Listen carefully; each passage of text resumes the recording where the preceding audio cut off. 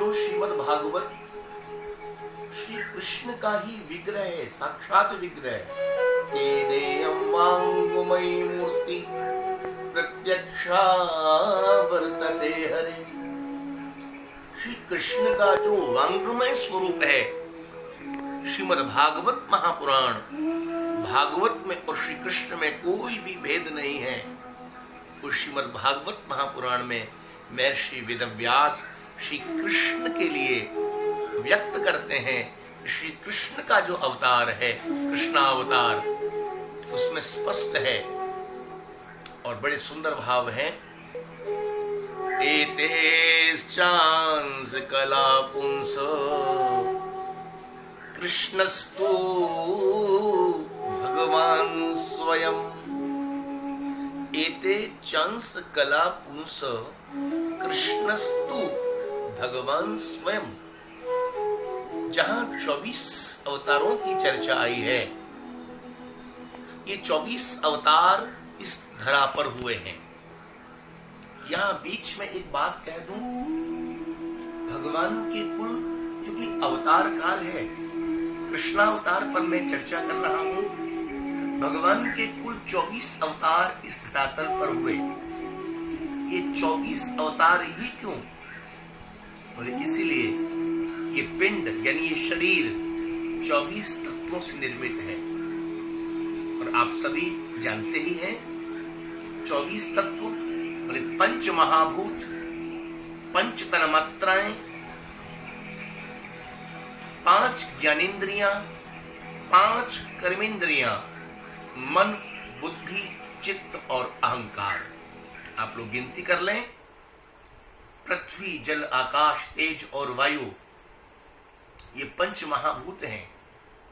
5 तन्मात्राएं हैं 10, 5 ज्ञानेंद्रियां हैं, 5 कर्मेंद्रियां हैं 20, और मन, बुद्धि, चित्त और अहंकार, ये 24 तत्वों से निर्मित है यह पिंड, यह शरीर। मानो इस पिंड, इस देह का शोधन करने परमात्मा भगवान 24 अवतार लेकर इस धरातल पर, इस धरती पर आते हैं। 24 अवतार मानो इसलिए भगवान के, क्योंकि एक भाव है, गायत्री मंत्र में 24 अक्षर हैं। मानो जो वेद माता गायत्री है, उस वेद माता गायत्री के एक एक अक्षर का प्रतिनिधि करते हुए परमात्मा भगवान हम सबकी बुद्धि का शोधन करते हैं। इसलिए 24 अवतार। मानो भगवान 24 अवतार लेकर इसलिए आते हैं, दत्तात्रेय जी ने इस प्रकृति के 24 तत्वों को अपना शिक्षा गुरु बनाया।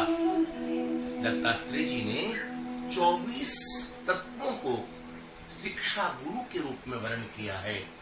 जहां से कुछ सीखने को मिला, कुछ सीखा, क्योंकि संपूर्ण जो प्रकृति है वो हमारी गुरु है, शिक्षा गुरु है। कहीं से भी कुछ जानने को, सीखने को मिले, हमको आदर से उसको स्वीकार करना चाहिए। अस्तु उन 24 अवतारों में कोई अंशावतार है, कोई कला अवतार है, कोई अर्चा अवतार है, कोई विभु अवतार है और कोई पूर्ण अवतार है। श्री कृष्ण कौन है? बोले एते चांस कला पुंस कृष्णस्तु भगवान स्वयं। पूर्ण अवतार हैं श्री कृष्ण 16 कलाओं के साथ चंद्रवंश में, मथुरा के उस कारागृह में जनार्दन के रूप में, चतुर्भुज रूप में अवतार ले रहे हैं। इसलिए वहां वर्णन किया है, निशीथे तम उद्भूते जायमाने जनार्दने देवत्या देवरूपिण्याम विष्णु सर्व गुहाशयम्। मथुरा में कौन? निशीथे तम उद्भूते, घोर मध्यरात्रि 12 बजे, निशीथे तम उद्भूते जायमाने जनार्दने।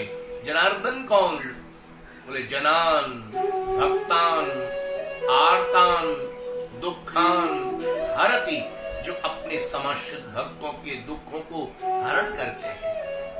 आज संपूर्ण विश्व कोरोना आपदा में त्रस्त है।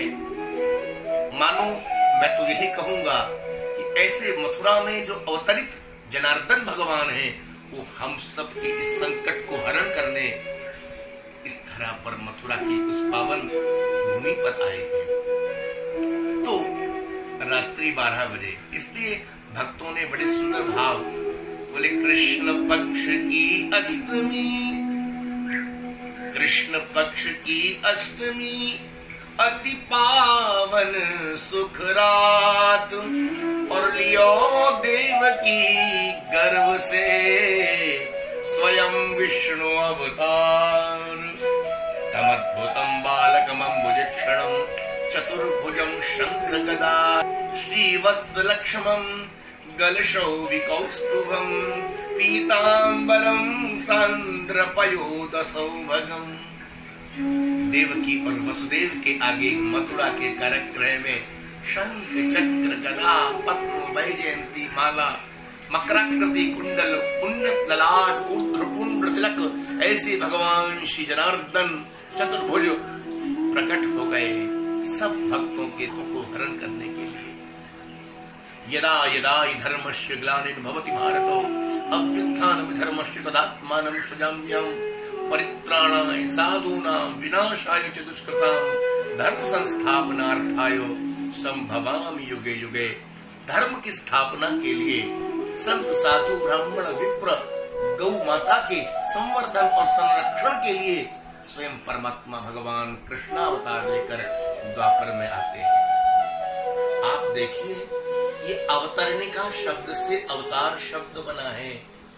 अवतरणिका माने सीढ़ी, सीढ़ी यानी नसेनी।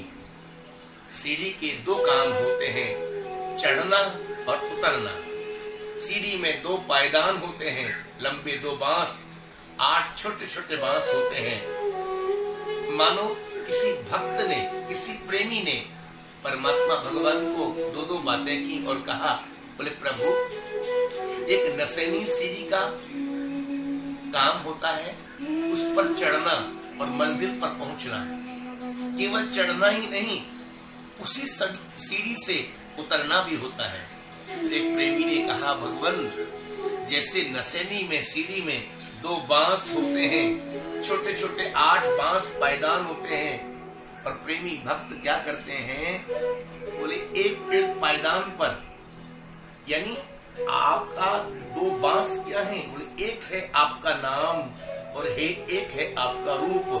आपका नाम लेकर आपके रूप का स्मरण ध्यान करते हुए एक एक पायदान पर पांव रखते हुए, और एक एक पायदान क्या है, यम नियम आसन प्राणायाम धारणा ध्यान और समाधि।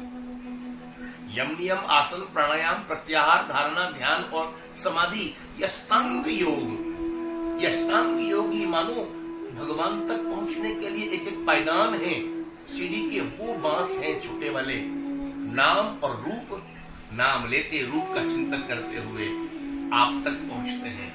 तो किसी प्रेमी ने कहा, प्रभु हम थक गए आपका नाम लेते, इतना नाम लेते थक गए, आपके रूप का चिंतन करते थक गए हम। अब आप ही एक काम करो, जैसे सीढ़ी का काम चढ़ना भी है और सीढ़ी का काम उतरना भी है, हम तो चढ़ते चढ़ते आपको पाने के लिए थक गए, अब आप ही हमारे लिए एक काम करो ना, आप ही हमारा नाम लेकर हमारे रूप का चिंतन करते ऊपर से उतर के नीचे आ जाओ, बात बन जाए। इसी का नाम है अवतार। अवतरणिका से अवतार शब्द बना है। इसलिए भगवान अपने प्रेमियों के लिए, अपने भक्तों के लिए इस धरातल पर अवतार लेते हैं। इसलिए माँ यशोदा ने यही कहा, और हमारे ब्रज के प्रेमी भी यही कहते हैं, प्रबल प्रेम के पाले पढ़कर प्रभु को नियम बदलते देखा। प्रेमियों के कारण आते हैं भगवान। अपना मान भले टल जाए और जन का मान न टलते देखा।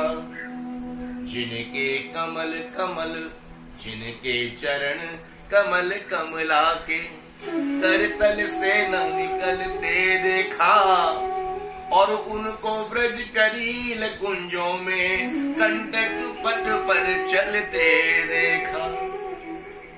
जिनका ध्यान बिरंची शंभु, जिनका ध्यान बिरंची शंभु, उनसे ना निकलते देखा, और उनको ग्वाल सखा मंडल में लेकर गेंद उछलते देखा। प्रबल प्रेम के पाले पड़कर प्रभु को नियम बदलते देख।